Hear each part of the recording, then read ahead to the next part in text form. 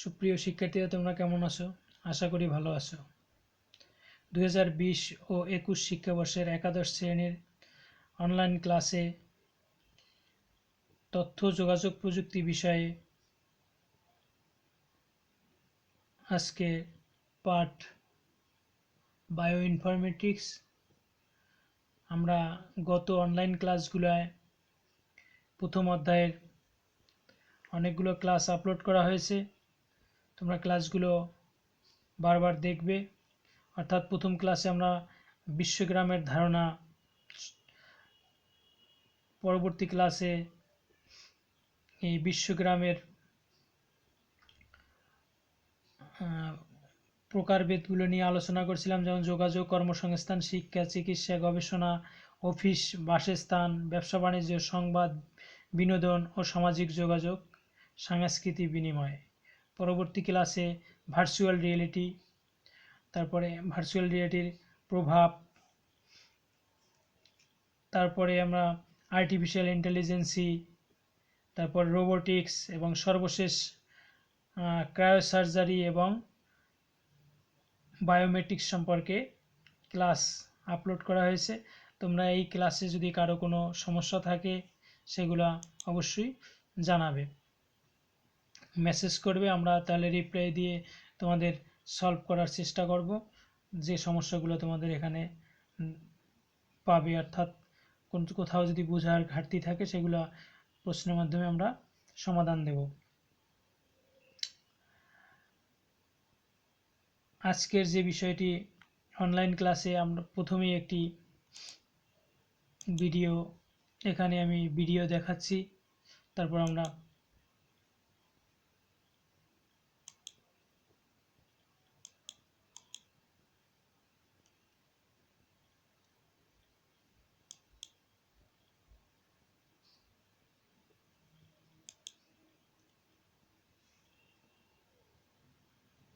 Bio informatics সম্পর্কে একটি video তোমরা প্রথমে দেখবে।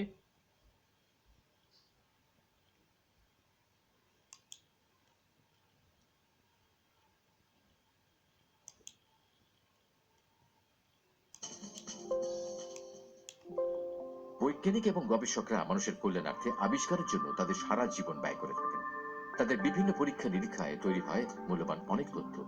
সর্বদাই সমৃদ্ধ হচ্ছে এই তথ্য ভাণ্ডার। অনেক সময় না জানার কারণে একই গবেষণার পুনরাবৃত্তি করে অনেক মূল্যবান সময় নষ্ট হয়। গবেষকদের জন্য পৃথিবীর বিভিন্ন প্রান্তের গবেষণার মধ্যে আন্তঃসম্পর্ক তৈরির টুল প্রয়োজন হয়, ফলে নতুন কোনো বিষয়ে গবেষণা দ্রুত হয়। বায়ো ইনফরমেটিক্স এক্ষেত্রে তথ্য ইন্টারলিঙ্কিং করতে সহায়তা করে, দ্রুত ফলাফল প্রদান করে। সময়ের সাথে সাথে কিভাবে জৈব তথ্যের পরিমাণ বাড়ছে, এক হিসেবে দেখা যায় প্রতি 15 মাসে ডাটাবেজে জৈব তথ্য দ্বিগুণ হচ্ছে। এই বিপুল পরিমাণে তথ্য বিশ্লেষণের জন্য তাই ব্যবহৃত হচ্ছে তথ্য প্রযুক্তি। জীববিজ্ঞানে তথ্য প্রযুক্তির প্রয়োগ হলো বায়ো ইনফরমেটিক্স। জীববিজ্ঞানের সমস্যাগুলো যখন কম্পিউটার প্রযুক্তি কৌশল ব্যবহার করে সমাধান করা হয়, তখন সেটাকে বলা হয় বায়ো ইনফরমেটিক্স।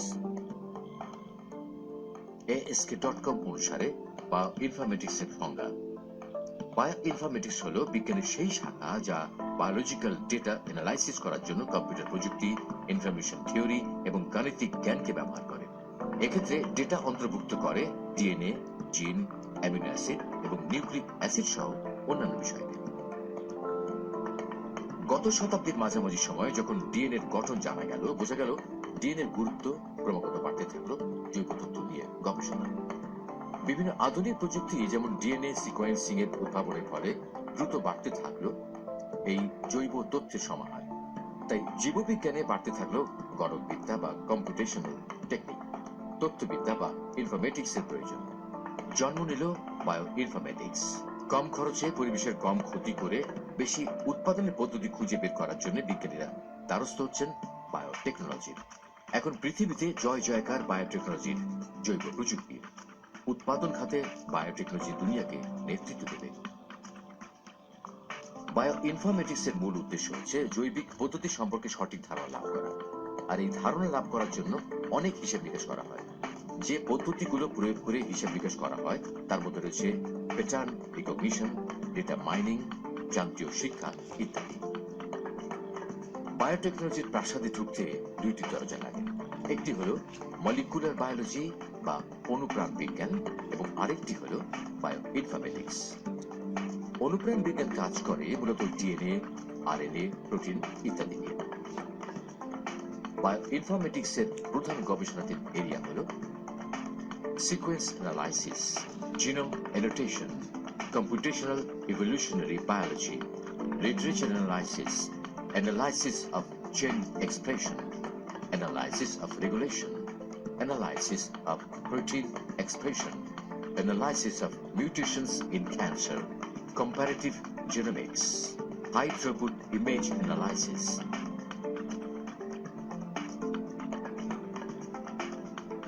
বায়োমেট্রিক্স অনেক সময় কমিয়ে অর্থ সাশ্রয় করে। যেমন কোন একটি ভাইরাসের বিরুদ্ধে পেপটাইড ভ্যাকসিন তৈরি করা হবে। এই ভাইরাসের জন্য হয়তো 100টি পেপটাইড সম্ভব। পেপটাইড হলো অ্যামিনো অ্যাসিডে সরল রৈখিক সিকোয়েন্স, কিন্তু এদের মধ্যে হয়তো 2টি থেকে 5টি পেপটাইড ভ্যাকসিন হিসেবে কাজ করবে। পেপটাইড সম্ভব। পেপটাইড হলো অ্যামিনো অ্যাসিডে সরল রৈখিক সিকোয়েন্স, কিন্তু এদের মধ্যে হয়তো 2টি থেকে 5টি পেপটাইড ভ্যাকসিন হিসেবে কাজ করবে, বাকিটা করবে না। এখন এই 100টি এক্সপেরিমেন্ট ওয়েট ল্যাবে গবেষণাগারে বিভিন্ন রাসায়নিক রিএজেন্ট ব্যবহার করে পরীক্ষা করতে গেলে বিশাল খরচ, পরিশ্রম এবং সময় লাগবে। এক্ষেত্রে বায়ো ইনফরমেটিক্স সহায়তা করে। যখন জৈব তথ্য নিয়ে কম্পিউটারের মধ্যে গবেষণা করা হয় তখন তাকে বলে ট্রাই ল্যাব। এখানে রিএজেন্ট এক প্রকার রাসায়নিক বস্তু প্রয়োজন হয় না। ট্রাই ল্যাবে বিজ্ঞানীরা তথ্য প্রযুক্তির সহায়তায় নানা ধরনের বিশ্লেষণ করে, ত্রিমাত্রিক মডেলিং, সিমুলেশন বিশ্লেষণ করে যারা কাজ করতে পারে সম্ভাব্য এমন 10টা পেপারটাইড বের করে আনতে পারেন। অতঃপর ওয়েট ল্যাবে 100টি পেপারটাইড নিয়ে কাজ না করে এই 10টি মাত্র পেপারটাইড নিয়ে কাজ করে কাঙ্ক্ষিত সফলতা পেতে পারেন। এভাবে বায়ো ইনফরমেটিক্স 10 গুণ কাজ, সময়, পরিশ্রম ও অর্থ কমিয়ে দেয়।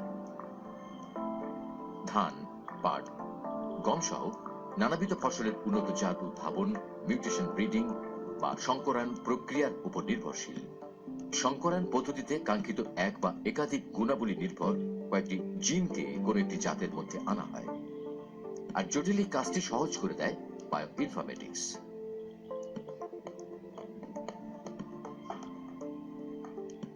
তাই খাদ্য চাহিদা মেটাতে কৃষিতে বায়োটেকনোলজির গুরুত্ব অপরিসীম।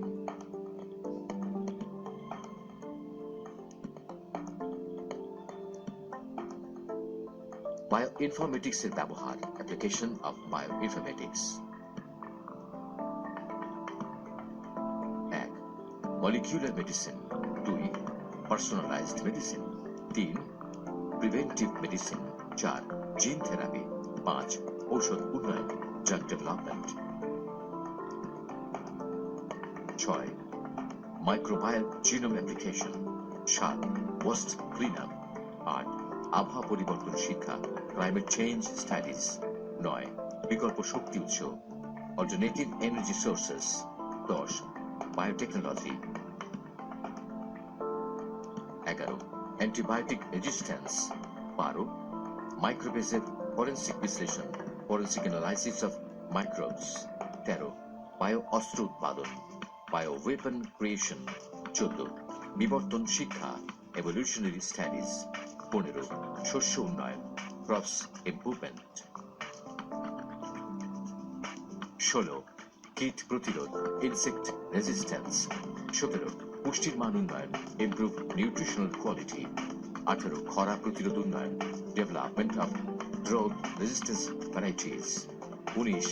ভেটেরিনারি বিজ্ঞান, veterinary science.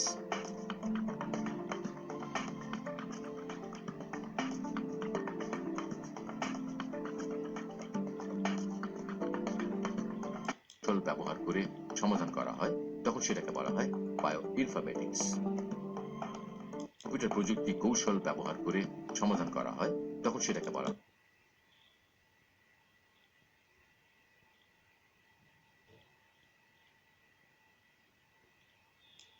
Bio informatics. ASK.com অনুসারে বায়ো ইনফরমেটিক্সের সংজ্ঞা: বায়োইনফরমেটিক্স হলো বিজ্ঞানের সেই শাখা যা বায়োলজিক্যাল ডেটা অ্যানালাইসিস করার জন্য কম্পিউটার প্রযুক্তি, ইনফরমেশন থিওরি এবং গাণিতিক জ্ঞানকে ব্যবহার করে। এক্ষেত্রে ডেটা অন্তর্ভুক্ত করে ডিএনএ, জিন, অ্যামিনো অ্যাসিড এবং নিউক্লিক অ্যাসিড সহ অন্যান্য বিষয়কে। গত শতাব্দীর মাঝামাঝি সময় যখন ডিএনএর গঠন জানা গেল, বোঝা গেল ডিএনএর গুরুত্ব ক্রমাগত বাড়তে থাকলো জৈব তথ্য নিয়ে গবেষণা। বিভিন্ন আধুনিক প্রযুক্তি যেমন ডিএনএ সিকোয়েন্সিং এর আমরা উদ্ভাবনের ভিডিওটি ফলে দেখলাম, এবার দ্রুত আমরা বাড়তে থাকলো এই জৈব তথ্যের সমাহার। তাই জীববিজ্ঞানে বাড়তে থাকলো গণকবিদ্যা বা কম্পিউটেশনাল।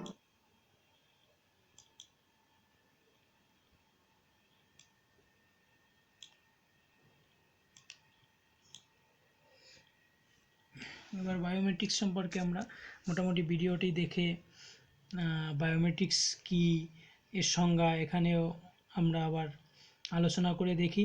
আসলে বায়োমেট্রিক্স জীববিজ্ঞান, কম্পিউটার সায়েন্স, ইনফরমেশন ইঞ্জিনিয়ারিং, গণিত, পরিসংখ্যান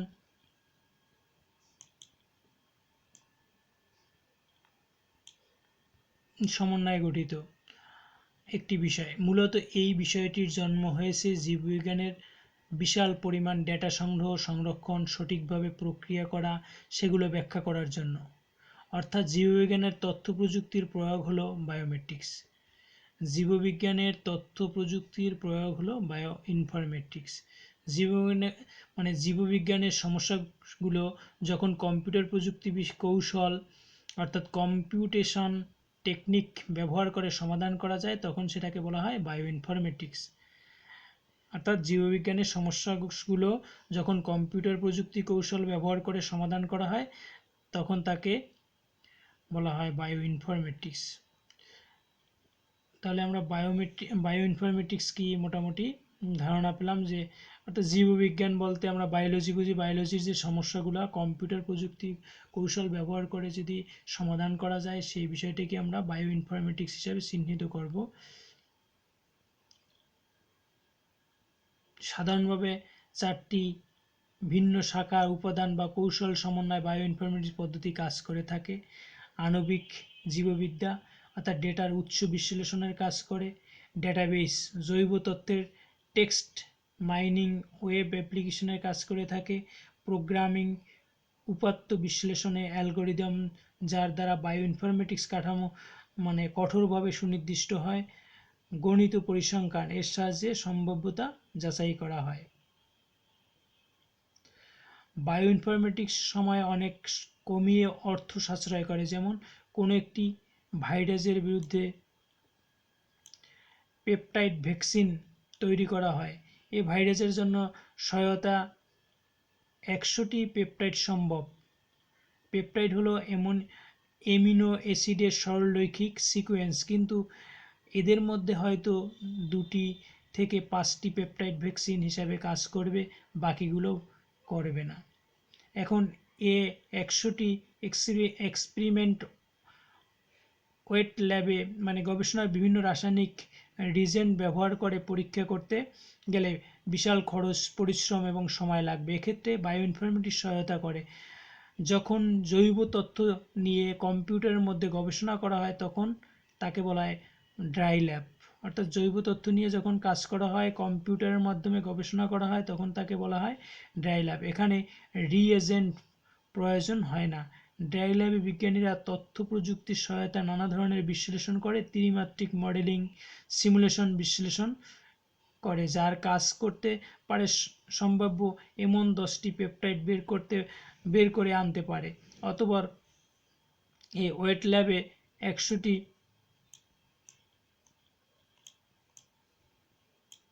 পেপটাইড নিয়ে কাজ না করে 10টি মাত্র পেপটাইড নিয়ে কাজ করে কাঙ্ক্ষিত সফলতা পেতে পারেন। এভাবে বায়ো ইনফরমেটিক্স 10 ভাগ কাজ, সময়, পরিশ্রম, অর্থ কমিয়ে দেয়। ধান, পাট, গম সহ নানাবিধ ফসলের উন্নত জাত উদ্ভাবন, মিউটেশন, ব্রিডিং বা সংক্রায়ণ প্রক্রিয়ার উপর নির্ভরশীল। সংক্রায়ণ পদ্ধতিতে কাঙ্ক্ষিত এক বা একাধিক গুণাবলী নির্ভর কয়েকটি জিনকে কোনো একটি জাতের মধ্যে আনা হয়, আর জটিল এ কাজটি সহজ করে দেয় বায়ো ইনফরমেটিক্স। তাই খাদ্য চাহিদা মেটাতে কৃষিতে বায়ো ইনফরমেটিক্স গুরুত্ব অপরিসীম। অর্থাৎ একসময় গম ছিল দ্বিবর্ষজীবী উদ্ভিদ, এখন তা 1 বছরের ভিতরেই ফসল উৎপাদন করা যায়। বায়োমেট্রিক্সের ব্যবহার, এখানে অনেকগুলো ব্যবহার আছে। মলিকুলার মেডিসিন, মলিকুলার বায়োলজিক্যাল বৈশিষ্ট্য নির্ধারণ, personalised medicine, preventive medicine, gene therapy, ওষুধ উন্নয়ন, microbial genome application, waste clean up, আবহাওয়া পরিবর্তন শিক্ষা, বায়োটেকনোলজি, অ্যান্টিবায়োটিক রেজিস্ট্যান্স, মাইক্রোবেস এর ফরেনসিক বিশ্লেষণ, জীবাণু অস্ত্র উৎপাদন, বিবর্তন শিক্ষা, শস্য উন্নয়ন, কীট প্রতিরোধ, পুষ্টির মান উন্নয়ন, খরা প্রতিরোধ উন্নয়ন, ভেটেরিনারি বিজ্ঞান, জেনেটিক ও জিনোম ডেটার মধ্যে তুলনা, জিন ফাইবিং গবেষণা, জীব বিবর্তনের নকশা তৈরি, ডিএনএ অ্যানালাইসিস, নতুন ডিএনএ সিকোয়েন্স তৈরি, প্রোটিন টু প্রোটিন মিথস্ক্রিয় বিকল্প উৎস মানে শক্তির উৎস হিসাবে এটি কাজ করে। বায়ো ইনফরমেটিক্সের সুবিধা, মলিকুলার জেনেটিক্স এর ভিজুয়ালাইজেশন সম্ভব করে তোলে, বিপুল পরিমাণ পুনরাবৃত্তিক বা অপুনরাবৃত্তিক তথ্যসমূহ সংরক্ষণে সহায়তা করে, অ্যালগরিদমিক ডেটা মাইনিং করা সম্ভব, প্যাটার্ন রিকগনিশন করা যায়। এই বায়োমেট্রিক্স আমরা আগেই পড়েছি। বায়োমেট্রিক বায়োলজিক্যাল ডেটা মাপা ও বিশ্লেষণ করার বিজ্ঞান ও প্রযুক্তি। আর বায়ো ইনফরমেটিক্স জীববিজ্ঞানের সমস্যাগুলো কম্পিউটার প্রযুক্তি কৌশল ব্যবহার করে সমাধান করাই হলো বায়ো ইনফরমেটিক্স। এই দুটির মধ্যে সংজ্ঞাগত পার্থক্য বা মূল পার্থক্যগুলো এখানে উল্লেখ করা হলো। এ প্রযুক্তি মানুষের দেহের বৈশিষ্ট্য যেমন ডিএনএ, ফিঙ্গারপ্রিন্ট, চোখের রেটিনা, আইরিস, কণ্ঠস্বর, চেহারা, হাতের মাপ ইত্যাদি মেপে অর্থাৎ বিশ্লেষণ করে বৈধতা নির্ণয় করা হয়। অর্থাৎ আগেই বলা হয়েছে সংজ্ঞার ভিতর বায়োমেট্রিক্স হলো বায়োলজিক্যাল ডেটা মাপা ও বিশ্লেষণ করার বিজ্ঞান প্রযুক্তি। আর জীববিজ্ঞানের সমস্যাগুলো যখন কম্পিউটার প্রযুক্তি কৌশল ব্যবহার করে সমাধান করা হয় তখন সেটা বায়ো ইনফরমেটিক্স। তাহলে bio informatics biological data analysis করে। কম্পিউটার পদ্ধতিতে নিখুঁত নিরাপত্তার জন্য বায়োমেট্রিক্স পদ্ধতি ব্যবহৃত হয়। মলিকুলার জেনেটিক্সের ভিজুয়ালাইজেশন কে সম্ভব করে তুলতে বায়ো ইনফরমেটিক্স পদ্ধতি ব্যবহৃত হয়। আর বায়োমেট্রিক্সে মানুষের বায়োলজিক্যাল ডেটা কম্পিউটার ডেটাবেজে সংরক্ষণ করে রাখা হয় এবং পরবর্তীতে এসব ডেটা নিয়ে স্বয়ংক্রিয়ভাবে মিলিয়ে দেখা হয়। ডেটা মিলে গেলে বৈধ বলে বিবেচিত হয় এবং অনুমতি প্রাপ্ত হয়। বিপুল পরিমাণ পুনরাবৃত্তিমূলক বা অপুনরাবৃত্তিমূলক তথ্যসমূহ সংরক্ষণে সহায়তা করে, প্যাটার্ন রিকগনিশন এবং অ্যালগরিদমে ডেটা মাইনিং করা যায়। বায়োমেট্রিক্স এটি তুলনামূলকভাবে কম ব্যয়বহুল প্রযুক্তি, আর বায়ো ইনফরমেটিক্স এটি অত্যন্ত ব্যয়বহুল একটি প্রযুক্তি। আজকে আমরা বায়ো ইনফরমেটিক্স সম্পর্কে মোটামুটি ধারণা লাভ করলাম। তোমাদের এই সম্পর্কে যদি কোনো প্রশ্ন থাকে মেসেজ করবে, আমি তাহলে তোমাদের জানিয়ে দেব। আর তোমরা পড়াশোনার মধ্যে থাকো, যেহেতু প্রাতিষ্ঠানিক অর্থাৎ শ্রেণীকক্ষে পাঠদান সম্ভব নয়, তাই অনলাইন ক্লাসের মাধ্যমে আমরা ক্লাসগুলো সম্পন্ন করতেছি এবং তোমাদের সুযোগ করে দেওয়ার জন্যই অনলাইন ক্লাস গভর্নমেন্ট চালু করেছে। আর পড়াশোনা করবে, অর্থাৎ শিক্ষা হচ্ছে সবচেয়ে শক্তিশালী অস্ত্র যার মধ্যে দিয়ে পৃথিবীকে বদলে ফেলা যায়, এটি নেলসন ম্যান্ডেলা বলেছিলেন। অর্থাৎ এসব উক্তি কোনোদিনই পৃথিবী থেকে মুছে দেওয়া নয়, এগুলোই ধ্রুব সত্য কথা। তাহলে তোমরা পড়াশোনার মধ্যে থেকো এবং অনলাইন ক্লাসগুলো অবজার্ভ করবে। ভালো থাকো, সুস্থ থাকো, এই কামনা করছি। আজকে অনলাইন ক্লাস এখানেই শেষ করলাম।